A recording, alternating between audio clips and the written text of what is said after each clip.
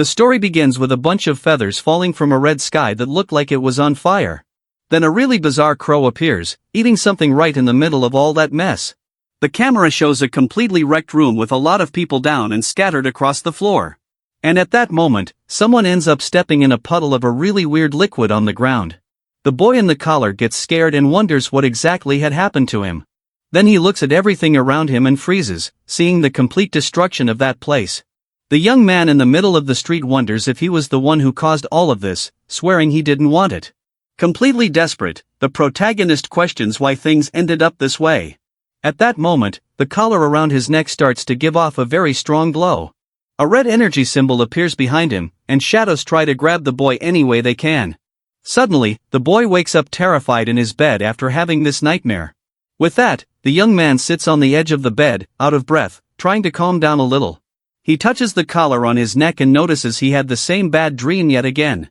The protagonist is isolated in a cell when the system announces that an instructor has just arrived. The robot voice tells him to get ready for a very serious conversation. Immediately, the door opens and a guy walks in, warning that they usually get rid of potential threats. And with the visitor at the glass, he says that not everyone there has patience for this situation. The guy with glasses smiles and says that cooperating will avoid a lot of trouble in the future. Very confused, the boy can only repeat the word about having a certain special ability. He gets upset, remembering he was taken and locked up without even knowing about his own power. But the instructor says the tests don't make mistakes, and he has a very dangerous force inside him. The man then sits down and says he spent the last few days looking into the young man's past. He found out that at the orphanage, the boy would wrap himself in paper and was called a monster by the others. And besides that, the boy loved to go into the computer room, just so he could play games in secret. Adjusting his glasses, the visitor asks if these bizarre stories are actually true. And then the man questions if the protagonist finally wants to know what his special ability is. The trapped boy stands up desperately and demands to be let out of that place so they can talk. At this, the visitor gets close to the glass, maintaining a very cold and super calculating face now. He reveals that the tests show a huge power to manipulate reality through games. The boy hears that this energy can create a sort of stage to teach him how to use this force. Very angrily, the boy asks if the man is a robot made just to talk to himself. The instructor takes a deep breath and decides to end the chat, since the boy doesn't understand his situation. The guy in the suit turns to leave, while the boy desperately asks him to wait, gritting his teeth. He says he knows very well that he's been trapped in that place for a whole month. Putting his hand on the glass, the protagonist demands to know when he'll finally be able to leave. Stopping in his tracks, the guy says that if he's a good boy, he might have a chance to get out. Then the heavy door closes and the voice announces that he only leaves when he becomes an adult. Alone in the dark room, the young man realizes he will probably never leave that place alive. Full of rage, he punches the glass hard, saying he'll just become a lifeless shell. At that, the wall cracks and releases a bright light, and a message calling him a player appears. The place around him completely shatters, forming several shiny little pieces floating in the air. And with the shock, the boy ends up falling backward into a very weird digital space. Floating in the middle of an all-blue place, he wonders where on earth he's ended up this time. Standing up on the virtual floor, he remembers that guy talking about being able to create games. Stepping on the line of light, the shocked boy wonders if this is his own ability. A floating screen appears in the air and announces that the infinite game has been successfully loaded. A huge structure of light appears, announcing that the character creation phase has just begun. At this moment, several digital blocks start flying very fast all over that dark space. A really cool character profile appears, showing his basic stats and also his class. Reading the text on the screen, the boy discovers that this avatar controls some very dark shackles. And with a gesture, he pushes the screen away and notices the character's family hid dangerous secrets. A second profile soon appears, showing a young adventurer with stats focused on exploring places. The magical system asks him to choose one of the two avatars to use in the real world. With a very confident smile, our protagonist makes his big choice inside this game. He chooses the first character, and the game soon asks him to define his moral path. The young man chooses the most neutral path, and the system begins to create this new character for him. He notices that the map copies reality and plans to use the avatar to find who took him. And with a very determined look, he knows that this incredible ability will be the key to escape. Being an anti-hero, he'll have more advantages on the street, and then the countdown begins. Finally, a strong beam of light cuts through the darkness, marking the start of his awesome new journey. At that, a shining trail cuts through space, marking the beginning of his transfer to another place. The protagonist slowly opens his eyes and wonders if that's the sunlight on his face. In a brightly lit classroom, the students celebrate the long-awaited arrival of summer vacation. Very confused, the young man looks around, trying to understand what place he had ended up in. Without wasting any time, he quickly opens the classroom door, wanting to get out of there as fast as possible. Standing at the door, the boy freezes while observing the scenery and trying to process it all. Then he sees the schoolyard and realizes with excitement that he can finally see the outside. Looking at the giant city under the orange sky, the young man wonders if he really managed to escape. That whole wonderful view of the city under the sunlight leaves our hero completely speechless. He remains paralyzed on the balcony, certain that he has finally escaped that nightmare. But he gets a huge scare right at that moment, when someone suddenly puts a hand on his shoulder. A very cheerful friend appears, hugging him and inviting our hero to his house later. Then the magic panel announces it will load the memories, and the boy feels a very strong pain. Beams of magic light go straight into his eye and transfer a bunch of data to his mind. Seeing the boy suffer a bit, his classmate's expression quickly changes, and he worriedly asks if he's okay. Out of breath, he tries to calm down while the panel confirms that all memories have been downloaded, wanting to play it cool. He smiles calmly and says he just felt a slight headache. Holding the strap of his backpack tightly, he says he's busy and will have to visit later. With that, the protagonist waves, turns his back and leaves, leaving his very confused friend behind. Showing the front of the school, we see his classmate shouting from a distance to try and find out where he's going. Without answering, the boy just hurries down the school stairs, ignoring everything around him. Arriving on a rooftop alone, he opens the iron door and simply throws his backpack on the ground. Running free under the open sky, he celebrates, feeling the wind on his face and confirming that it's real. Stopping to catch his breath, the boy gets more serious, analyzing the city around him better. Then he takes a firm step forward, hearing the sound of his sneaker hitting the ground. Looking down from up high, he's curious, realizing he used his new powers to invade the capital. Seeing some lines and magic butterflies, he concludes that his ability can change the whole world. With a big, confident smile, the young man feels relieved to finally be in control. And with a very sinister look, he understands why the lab wanted to lock up his original body. Walking on the edge of the building, he starts to access his new avatar's memories to test them out.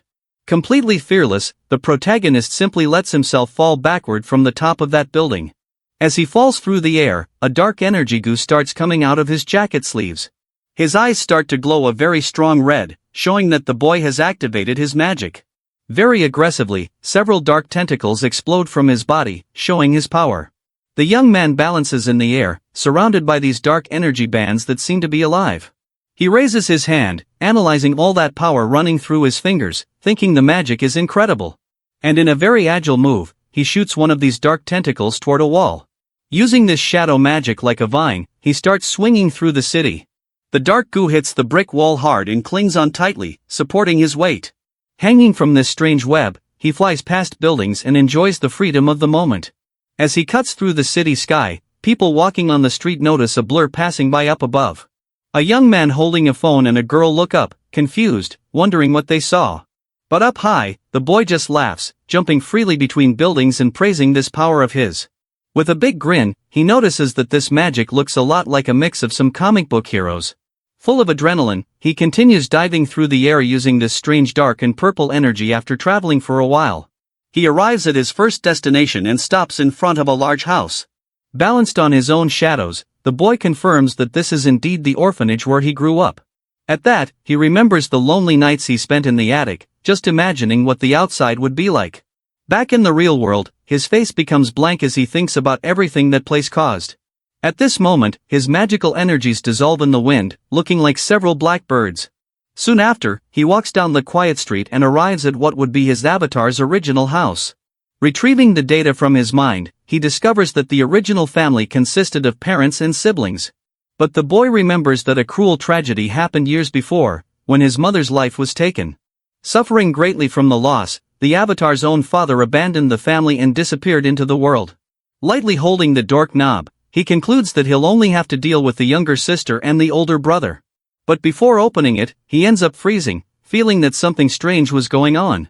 Then he notices a glowing gear-like figure on the dork knob and wonders what it is. As he gets closer to look, a giant orange digital panel pops up in his face with many options. Reading all those words, the protagonist deduces that this thing is the system's interface. Looking at the screen's options, he focuses on the quest section and gets curious to see how it works. Then the door knob starts to turn, indicating that someone is about to enter the house. The door opens, and the young man looks back as a voice says, "They were already waiting for him." Then several quests appear on the screen, saying he needs to uncover his family's secrets. At that moment, his older brother named Gukai appears, holding a knife covered with a red substance. With that, the man comments that the boy arrived early and invites him to come inside the house right away. But the relative just smiles in a friendly way and says that dinner is already on the table. At this, the hero becomes suspicious upon noticing the sharp object covered with a red liquid. He wonders if his family member was really just cooking, or if something terrible happened there. Sitting at the table, the young man sees the feast, while the older brother asks where their sister is. Eating his rice, the protagonist remembers that the girl was going to sleep over at a friend's house tonight. Then the man says he's tired and decides to go up to his room, leaving the hero alone. At that, a new magic screen appears in front of him, showing the character's skill tree. The system announces that the menu has loaded and shows the development progress of each power. He analyzes the three options, which are focused on stealth attacks and also investigation.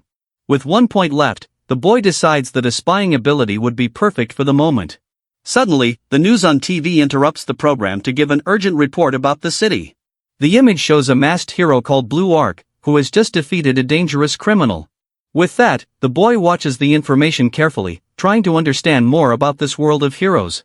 The screen explains that those who use powers are called espers, and that one is one of the best there is. He wonders if the organization that took him in the past has any connection to this group. At that moment, the protagonist decides he can't waste time and resolves to activate his new magic. And with that, he spends his point and learns the perception skill, which releases a purple glow. The young man feels his mind expanding, and now he can see the layout of every room in that house. Using only his thoughts, he realizes he can spy on any place he wants at that moment. Suddenly, the system gives out several quest rewards like stat points and skill points. The menu explains that the division points are for creating new characters for him to use in real life. At this, he is shocked to understand that he will be able to control several different avatars at the same time. The hero hears a voice from a radio announcing a new urgent mission involving criminals. He then realizes that the sound of that conversation is coming directly from his older brother's room. Looking through the wall, the young man sees his relative sitting in front of a computer in the office. The man complains that he is very tired and shows his injured arm after today's battle. The voice on the radio says a villain has taken hostages and is demanding his immediate presence on site. Annoyed, the man puts a communication device in his ear to prepare for the job. At that moment, a technological armor begins to appear around his body, emitting blue lights. The hero Blue Arc reveals his full form, showing that he is actually the protagonist's brother. With a smile, the boy realizes he has finally discovered the big secret his relative was hiding. The communication reports that the hostages are in danger and he needs to hurry to save the group's image. The masked warrior stands up from his chair, ready to spring into action, even though he's badly injured. And in a flash of blue energy, the man disappears from the room, leaving only a trail of light behind. With that, the hero flies at high speed through the city, trying to reach his destination as soon as possible. The young man is impressed by such speed and recognizes the talent his relative truly has. The scene changes to the central square, where the police have surrounded the entire building. Waiting for more backup, the reporters and police officers are tense, wondering if the city's savior will arrive in time. On top of the building, we see a child crying desperately while being held by the bad guys. Several armed men hold people captive at gunpoint in an atmosphere of pure terror. The villain Green Wing appears with his green wings and announces he will eliminate the first hostage soon with a wicked look. The monster begins the countdown to carry out his terrible threat. He floats over the city, continuing the count while observing the desperation of the people below. At that exact moment, a trail of blue light cuts through the sky, and the hero finally appears for the fight. The villain smiles upon seeing that the city's prince has finally arrived for the main event of the night. The masked man says this villain talk is cliché and asks what the monster really wants. The creature demands that he surrender immediately in exchange for the lives of innocent people. But the warrior points his finger, saying he prefers to save everyone and lock up the criminal right away.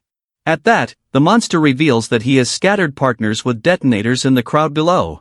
He mocks him, saying that a few losses wouldn't be a big deal for someone as experienced as the hero. At this, the masked young man gets tense, as he knows his body is at its limit after the last fight. One of the hostages screams desperately, begging the savior not to surrender to that cruel monster.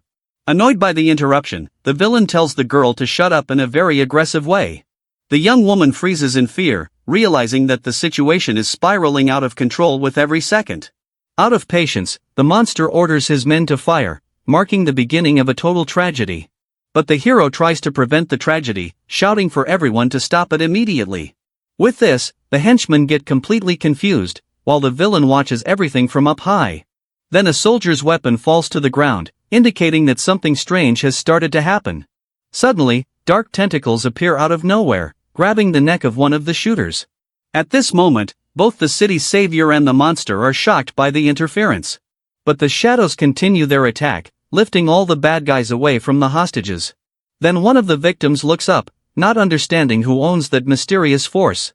With that, our protagonist appears, hanging upside down in the middle of the darkness. He flashes a very confident smile from behind his mask, enjoying the impact of his arrival. The hero, Blue Arc, asks if the newcomer is an ally, but soon realizes he doesn't know him from anywhere. At that, the villain threatens to blow everything up at once if that stranger doesn't back off right now. But the system announces that the young man has activated social superstar mode to earn points. He starts reading his socialization guide, deciding he will try to cooperate with the group there. While the monster yells, annoyed, the boy just ignores the threats focused on his reading. He then discovers that the first step is to act like the other person to create a real connection. So the masked man tells the villain to calm down and challenges him to detonate the devices if he has the guts. With a quick movement, he closes the book, showing that he's not the least bit worried about it. The protagonist explains that if the victims are harmed, the bad guy will lose his only advantage there. But the monster becomes possessed with rage and swears he will end the life of this cheeky intruder. At that moment, the young man reads the second step, which is basically to satisfy the other's desires. With that, he snaps his fingers, ready to do what the villain had asked for at the very beginning. Then the dark energy squeezes the neck of one of the captured henchmen even tighter. At that, a red glow takes over the scene, indicating that the situation got really heavy there. The winged bad guy's eyes widen as he realizes that this boy is completely unpredictable. An explosion of dark energy happens on the spot, leaving a sinister trail through the square's air. The protagonist speaks calmly, saying he just let the soldiers go, just as the villain had ordered. But he holds a macabre shadow-filled trophy while asking why the villain is mad. At that, the shooter's body falls lifelessly to the ground, revealing the extreme coldness of this new player. The hero Blue Arc watches the scene, paralyzed, unable to believe what just happened right there. Consumed by pure hatred, the monster curses the young man, promising a very painful revenge for him. But the boy realizes that maybe he went a little too far with his performance this time. So he decides that villains are hard to deal with and resolve to focus on the heroes from now on. At that, the shadows begin to spread, making the victims even more afraid of everything. The woman cries desperately upon noticing the level of violence that stranger just used. With that, several henchmen are scattered on the ground while the magical energies float in the air. The protagonist says it's the next one's turn and wonders if he looks like a hero of justice now. But the people's screams of terror indicate that they don't see him as a kind savior. The system sends an alert that he is deviating too much from the neutral character role. At that, the young man wonders if he should try to fix the mess to calm down the hostages. He uses his dark chains to lift the defeated enemies in an attempt to make amends. And in a gesture, the boy ensures that now everything looks new and perfect, as if nothing had happened. But the look of horror on people's faces shows that his plan only made the overall situation worse. Then the magic screen warns that the conduct deviation has risen sharply and could cause a power surge. Trying to play it cool, he tells the child that it was all just special effects. At that, he roughly lets go of the last bad guy while trying to maintain his disguise there. But the little girl stares at the scene with wide eyes, unable to say a word. Tears fall from her face as the trauma of that night seems to be forever etched in her memory. The hero feels frustrated seeing that his attempt to socialize was a complete disaster. So he tries to explain himself, saying it was just an accident and that he's very nervous now. Suddenly, the warrior Blue Arc advances and grabs the protagonist's arm very firmly with sparks of blue energy. The man demands to know the true identity of this mysterious being. The young man replies that he is just a neutral character who doesn't want to be defined by anyone, but he says with certainty that the two of them will be great friends in the very near future. The blue-masked man accuses him of being a life-taker for having eliminated those criminals without any mercy. To this, the protagonist retorts by asking if he would have preferred the victims to have perished instead. The hero talks about the laws, but the boy says those are just words for the cameras. Then he invites his relative for a private conversation while releasing a purple power aura. The young man points his fingers, ready to force the other to say what he really thinks about everything. With that, a dimensional rift opens behind him, sucking all the light from that dark environment. But the technological warrior charges his electric attack, ready for the final fight between the two. With that, the young man asks if the blue hero is willing to participate in an important meeting. At this, the masked man's feet touch the ground as he prepares to leave the battle site. The boy jumps from the building surrounded by purple flames, showing total confidence in his movements. At this moment, the technological warrior walks across the rooftop, analyzing the hostage's situation. He holds a piece of dark energy, feeling that this power is different from anything he has ever seen, observing the small dark sphere. The savior realizes that the stranger's strength is very mysterious, but the winged villain shouts from up high, complaining about being ignored by the two fighters. With that, Blue Ark informs him that the criminal's partners have already been caught, and the detonators don't work. The monster is shocked to realize that his plan has failed, and he is now surrounded by the association. He then looks down, worried about his escape, while noticing the presence of other powerful figures. A blonde ally appears with her arms crossed, showing that the area is already under the good guys' control. The main hero is confused, noticing that something unexpected happened to the prisoners nearby. Then, the villain takes a closer look and panics. When he sees the state of his own henchmen consumed by rage, the monster stares at the scene, feeling he has been humiliated by that rookie kid. He lets out a cry of rage, cursing everyone before trying to disappear from that wretched place. A minute later, we see a trail of blue electricity cutting across the asphalt at high speed. The warrior runs across the rooftops, using his armor to track where the intruder is. Stopping in an isolated place, the hero orders the mysterious boy to come out of the shadows. Suddenly, a dark figure begins to materialize among the trees in a very sinister way. Hanging upside down, the protagonist greets his relative in a very ironic tone of voice.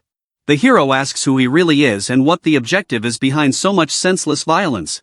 Walking calmly, the young man says he has no name, but knows he'll get several nicknames soon.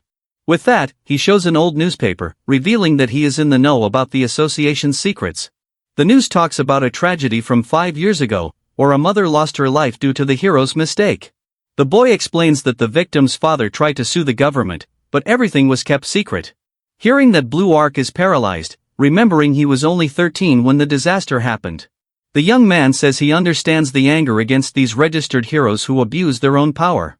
At this, he manipulates a purple energy, saying he knows the real reason his relative became an Esper. He crushes a red light, saying that the man seeks revenge against those who took his mother's life. Annoyed, the blue warrior clenches his fists and says that those words are just meaningless nonsense. But the protagonist offers to help his relative infiltrate the organization and find the real culprit. The plan is to carry out an incredible revenge against those who destroyed the hero's family in the past. In return, the boy says he will only need a small favor from his new partner in crime.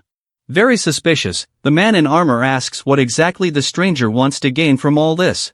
The young man decides to maintain the mystery, warning that the secret could bring a fatal disaster to the hero. Then the city savior demands to know how that stranger managed to discover his identity. With a sinister smile, the boy approaches, saying that the explanation for that is very simple. He points to his head, saying that he can see anyone's face behind the masks. The hero says that's absurd and starts charging his electrical energy for a quick attack. Angrily, he asks if the young man really believes he can't be defeated in that fight. Suddenly, black tentacles block the blue warrior's advance, showing an impenetrable defense. An explosion of light illuminates the entire street as the two powers clash head-on. The protagonist warns his relative not to overdo it, as his injuries are still serious. He then disappears into a purple mist, saying goodbye to the hero and leaving a tense atmosphere in the air. Strong thunderclaps cut through the night sky as rain begins to fall heavily on the city. Blue Ark stands still in the storm, thinking about everything he just heard from that stranger. We see the red liquid running down the warrior's hands, showing that he really is at his limit. Moments later, the scene changes to the old district, where lightning illuminates the simpler houses. The young man walks on the wet sidewalk and steps in a puddle of water as he returns to his house. Sneaking in through the window, the boy sighs with relief for having completed his nightly mission. The system shows that the second phase of the main quest is still incomplete and requires effort. Leaving his equipment on the bed, he realizes that winning his brother's trust will be a challenge. But he celebrates having finished the initial investigation and receiving several reward points. Sitting in his room, the hero wonders what his fighter nickname will be back at the capital square. The interface reveals Gu Wenyu's profile, showing that his basic stats are still sea level.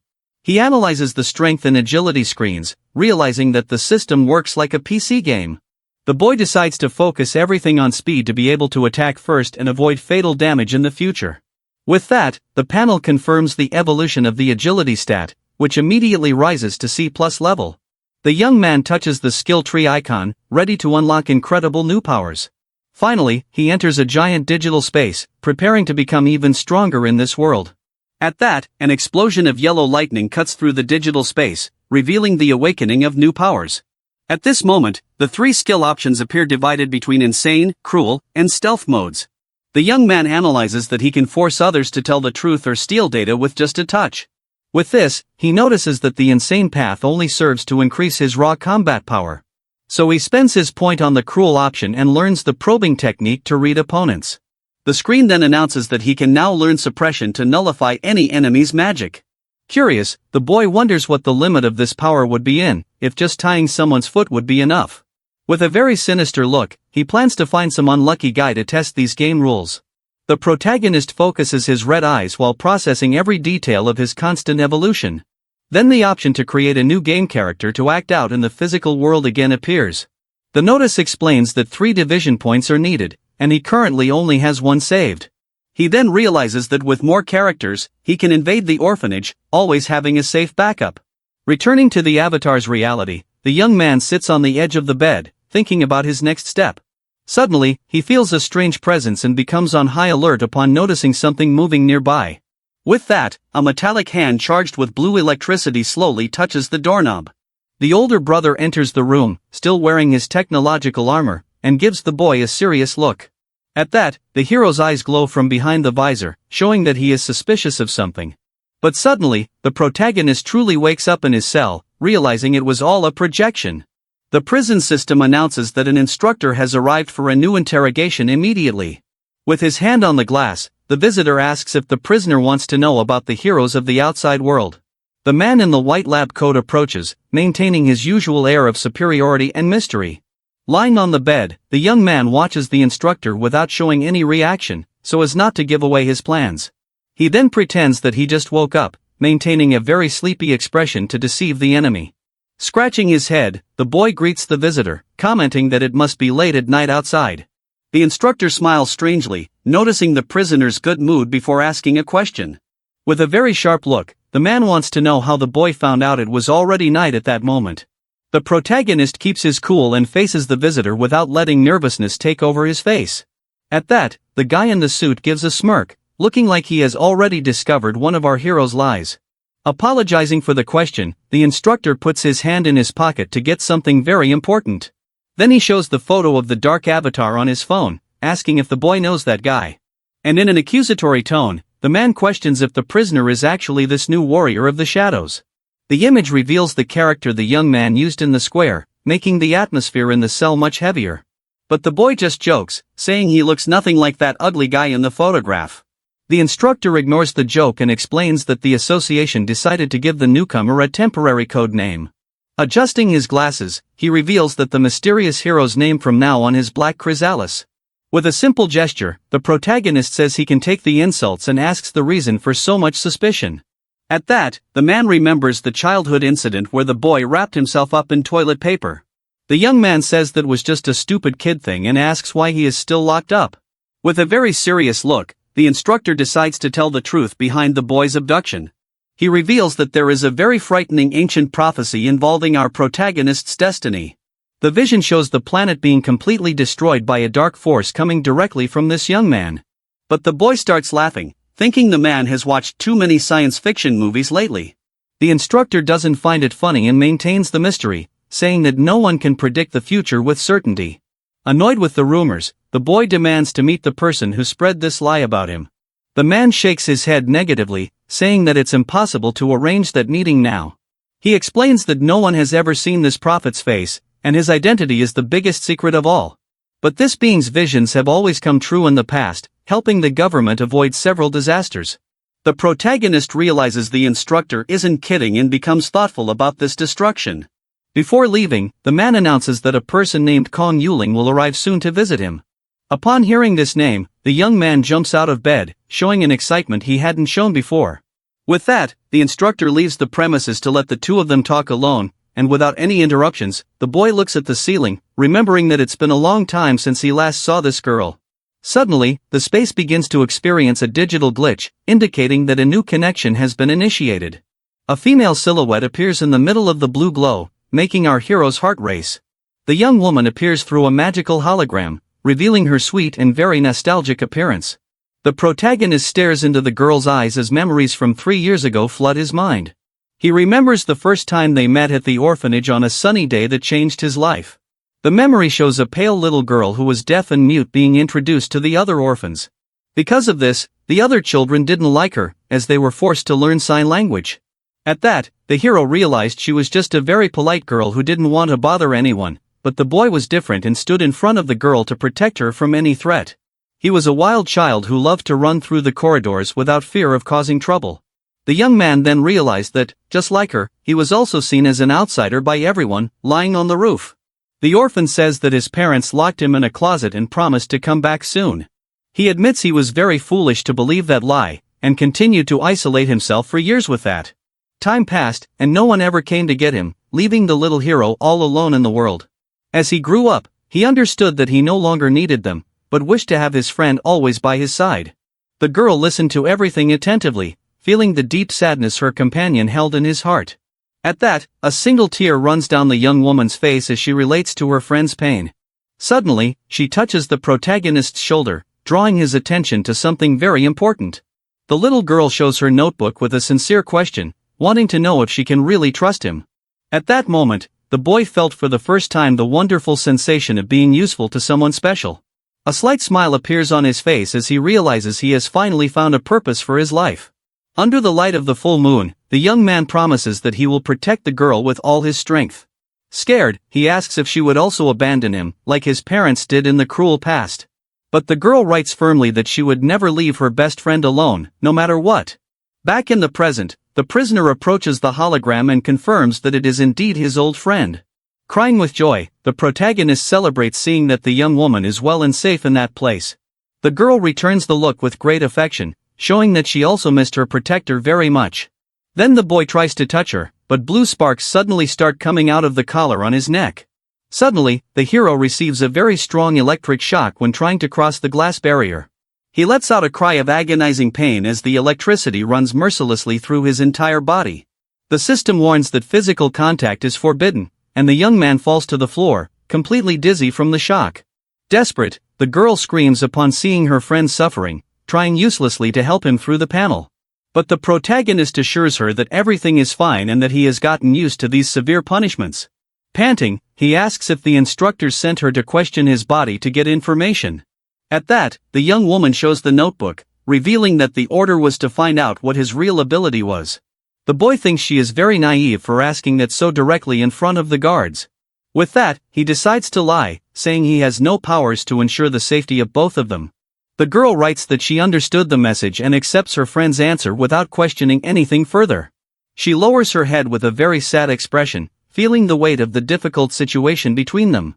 Then she shows one last message, saying she really misses her childhood companion. The young man looks with great determination, swearing in his mind that he will get his friend out of that place soon. At that moment, the instructor returns, announcing that the visiting time is over and orders them to take the girl away. The man says that if he behaves well, he can see her again and asks if he trusts them now. Sarcastically, the protagonist criticizes the fake kindness of someone who keeps an 11-year-old child locked up. The visitor comments that he sometimes forgets the boy is only 12 because of his mature mind. The prisoner then decides to ask a direct question to the man watching him through the glass. He questions why he hasn't been eliminated, since everyone believes he will destroy the world. The instructor looks at the young man seriously and asks if he really wants to hear the truth now.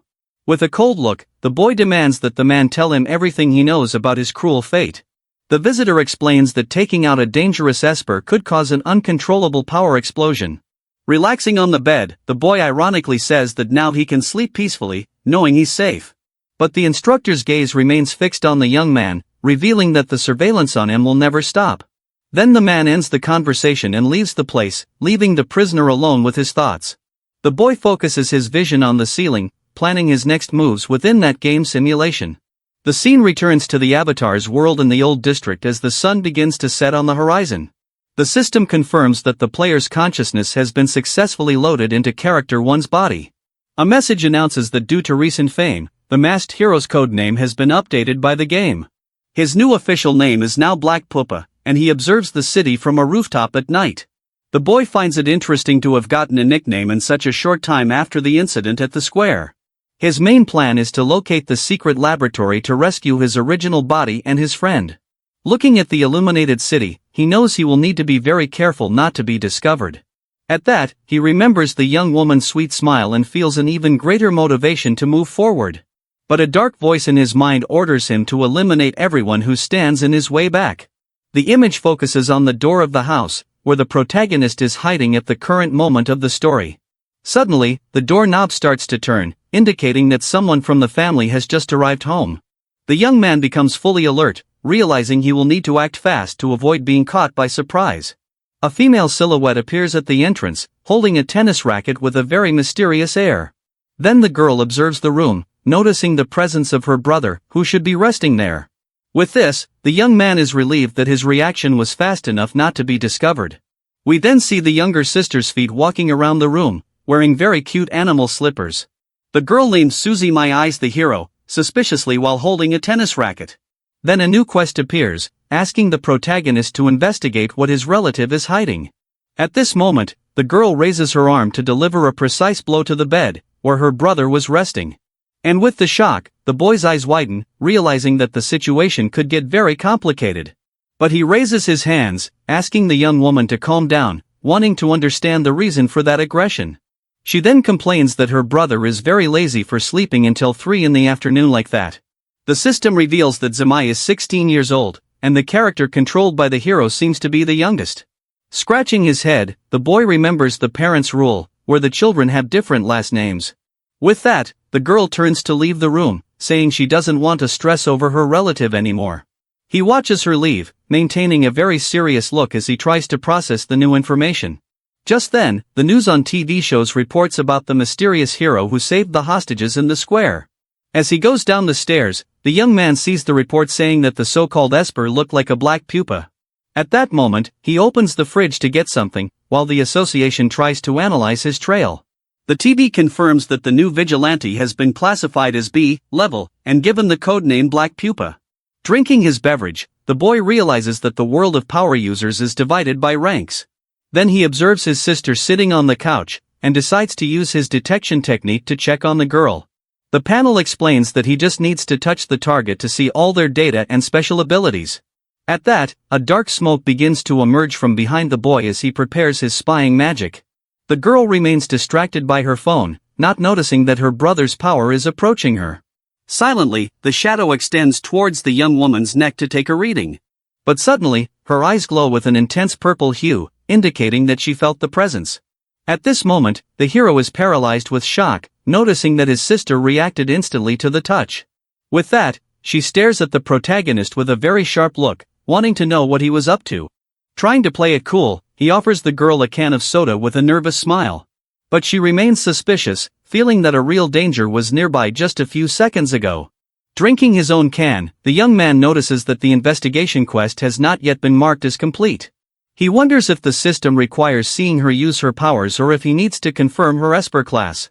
The data screen reveals that Zamai is actually a first-level exorcist linked to a demon. The boy remembers the 3 main species the game mentioned during his character creation. He then understands that the final piece of the puzzle is the class of exorcists who act in the shadows. Then the older brother enters the room, commenting that it's rare to see the two of them together in that environment. And with groceries in hand, the man announces that he will be in charge of preparing tonight's special dinner. At that moment, he asks his siblings to wait for the meal before going anywhere. The protagonist notices that his relative seems to have fully recovered despite yesterday's injuries. Then the girl says their father called, saying he will be back home later tonight. But the mood in the room immediately gets heavy when the older brother makes a very serious and cold expression. The young woman sighs worriedly, hoping that the two of them don't start a new fight after so long. Later, the boy checks his phone, seeing how the United Nations classify the danger of espers.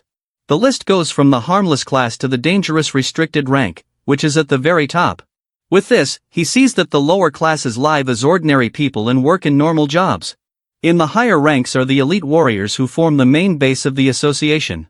Above them are the members of the Rainbow Wing who represent the pinnacle of public power in this world. Finally, the restricted class has only had one user in history who was reported as gone by the government. At this, the young man becomes curious, wondering if that secret record actually refers to him.